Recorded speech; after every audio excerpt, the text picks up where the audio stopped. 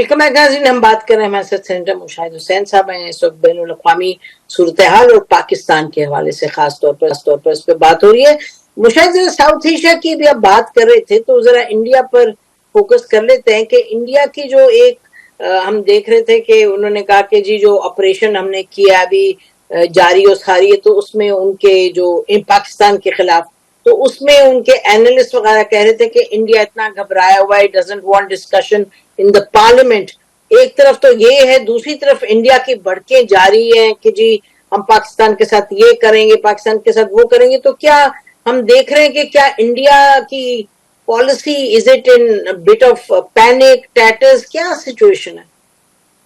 دیکھیں جی, اگر آپ کا بیانیہ دو چیزیں ہوئی نا, ایک تو انڈیا کو بہت بڑی شکست ہوئی 1962 جو انڈیا چائنا کی جنگ تھی, اس کے بعد یہ جو پاکستان انڈیا کی جھڑپ ہوئی ہے مئی میں, اس سے سب سے بڑی شکست ہندوستان کو ہوئی ہے. فوجی بھی ہوئی ہے, سیاسی بھی ہوئی ہے, سفارتی بھی ہوئی ہے, میڈیا کی بھی. ان کی بےزتی بہت ہوئی ہے, ان کا جو بھرم تھا وہ ہم نے ایکسپوز کر دیا. دوسری بات ہے کہ ان کا سارا بیانیہ اپنے عوام کے لیے, بین الاقوامی برادری کے لیے, میڈیا کے لیے جھوٹ کی بنیاد.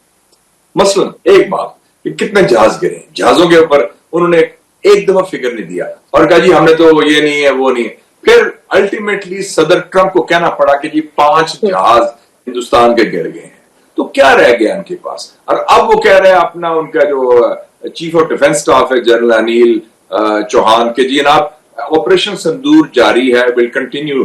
میں نے اس کا جواب دیا, اس میں آج ٹویٹر میں بات ہو رہی تھی, پروین سوانی صاحب انڈیا کے ایکسپرٹ, میں نے کہا اس میں آپریشن سندور کی بات نہیں ہے, جو جاری ہے ان کا کور اپ جاری ہے, آپریشن کور اپ ہے, کور اپ آف دا ٹروتھ.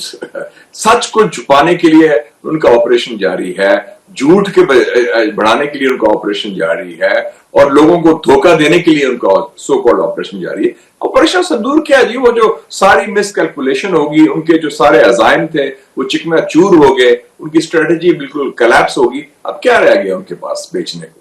تو وہ ہوش کے ناخن لیں اور وہ انڈرسٹینڈ کریں کہ یہ معاملات گیم ان کے ہاتھ سے نکل گئی ہے. اور نہ صرف اپنے ملک میں بلکہ اس خطے میں انڈیا از ٹوٹلی آئسولیٹڈ. بنگلہ دیش, سری لنکا, نیپال, مالدیوز, پاکستان, ایران, سارا جگہ دیکھیں کہاں ہے ہندوستان, فارغ ہے بالکل. تو وہ تو منہ چھپاتے پھر رہے ہیں اپنے, اور میرے خیال میں یہ مودی کی لات ختم ہوگی.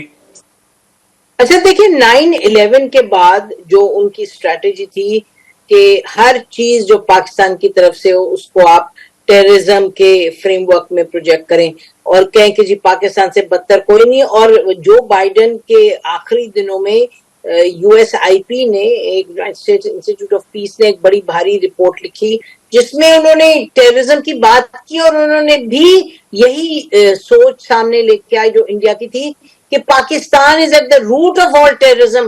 اور اس کے بالمقابل اب دیکھیے گا کہ جو ڈونلڈ ٹرمپ کی ٹیم کی طرف سے آیا کہ پاکستان سے بڑھ کے کسی نے نہیں کام کیا ٹیررزم کے خلاف. تو اس حوالے سے بھی انڈیا کی تو بہت بڑی ہار ہوئی ہے. مشاہد میں تو پریزیڈنٹ ٹرمپ کو کریڈٹ دیتا ہوں اس معاملے میں کہ کم سے کم ایک امریکن صدر ہے جو پاکستان کے حوالے سے اور ہندوستان کے حوالے سے, ہمارے علاقائی حوالے سے اس نے سچ بولا ہے. اور وہ سچ یہ ہے کہ جی ہندوستان نے گڑبڑ کی تھی, ہندوستان اور پاکستان کو برابری کا مقام دیا. اس نے ہندوستان کا سائڈ نہیں لی جو اوباما لیتا رہا, جو بائیڈن لیتا رہا, اور کچھ دیر پہلے وہ بش بھی لیتا رہا. اور اس نے یہ بھی کہا کہ جو روٹ کاز ہے وہ دہشت گردی نہیں ہے, وہ کشمیر ایشو ہے, اس کو حل طلب ہے.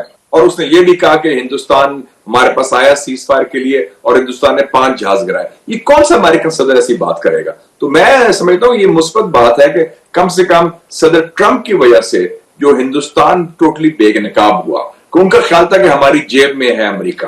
اور American system by and large, by the way, Trump تو ایک صدر ہے نا, اور ایبریشن ہے, نارم نہیں ہے.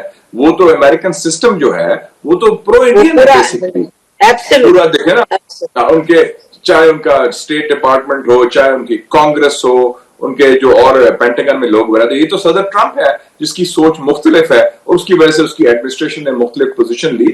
تو یہ ہمیں اس کی وجہ سے میں سمجھتا ہوں ایک بڑا فائدہ ہوا ہے کہ ہمیں اسٹریٹجک اسپیس مل گئی ہے. اگلے 3 سال جو ہیں جتنے ٹرمپ کا ٹینیور ہے کہ کم سے کم وہ جو انڈو اسرائیل ایکسس ہے اس کے پیچھے اب امریکہ نہیں ہے، اور دوسری بات ہے جو انڈیا کی ہیجمنی ہے، بالادستی ہے، اس کے پیچھے امریکہ نہیں ہے، اور ہندوستان کے جو عزائم ہے پاکستان کے خلاف اس کے پیچھے امریکہ نہیں. تو یہ بھی بڑی مثبت بات ہے. میں سمجھتا ہوں اللہ تعالیٰ نے بڑا فضل کیا ہے کہ ہمیں ایک اور موقع مل گیا ہے کہ اپنا نیو اسٹریٹجی تیار کریں اس نئی صورتحال میں.